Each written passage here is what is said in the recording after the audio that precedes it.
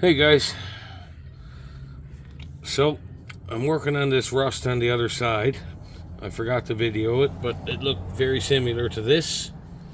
I ended up having to cut a piece out and welded a piece in. Maybe not to Metal Art Customs standards, but to my standards. And this is what I ended up with. I'll put back together. Put in a solid piece of metal. Had to take the flares and everything off. I even touched up the bottom of this door. I'll do the front one tomorrow. I ran out of time.